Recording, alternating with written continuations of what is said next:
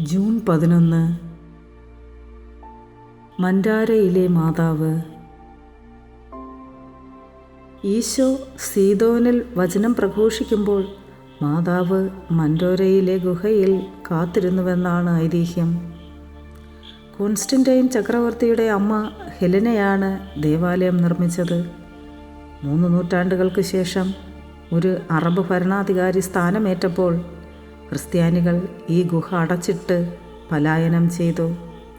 1683 ഇവരുടെ പിൻഗാമികൾ തിരിച്ച് ലെബനോനിലെ മഗ്ഡോഷെ എന്ന ഈ സ്ഥലത്ത് വന്നു. 1721 സെപ്റ്റംബർ 8 പാറയുടെ വിടവിലൂടെ വീണ തൻ്റെ ആടിനെ തിരഞ്ഞെത്തിയ ഇടയച്ചെറുക്കൻ വിശുദ്ധ ഹെലൻ്റെ രൂപം കണ്ടെത്തി. 1911 ജൂൺ 11 400 പേർ നോക്കി നിൽക്കെ മാതാവ് ഗുഹയ്ക്കടുത്ത് ഉണ്ണിയേശുവുമായി പ്രത്യക്ഷപ്പെട്ടു. കുഞ്ഞുമക്കളുടെ സംരക്ഷകയായി അറിയപ്പെടുന്ന മാതാവിൻ്റെ ഈ സ്ഥലം മാമോദീസ നൽകുന്നതിൽ അറിയപ്പെടുന്ന ഇടമാണ്.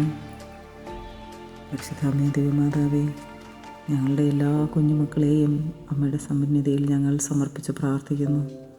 അമ്മേ, ഇന്ന് ഈ ലോകത്തിൽ ഞങ്ങളുടെ കുഞ്ഞുമക്കൾ ആരും തന്നെ സുരക്ഷിതരല്ല. അവരെ ദൈവത്തിൻ്റെ പരിശുദ്ധാത്മാവിനെ അയച്ച് സംരക്ഷിക്കണമേ. കുഞ്ഞുമാലാഖമാരെ അയച്ച് അവർക്ക് കാവൽ നൽകി അനുഗ്രഹിക്കണമേ. പരിശുദ്ധാമ്മേ ദൈവമാതാവേ, അമ്മയുടെ കാപ്പയാൽ പൊതിഞ്ഞ് അവരെ സംരക്ഷിച്ച് സഹായിക്കണമേ എന്ന് അമ്മയോട് ഞങ്ങൾ പ്രാർത്ഥിക്കുന്നു. ആമേൻ.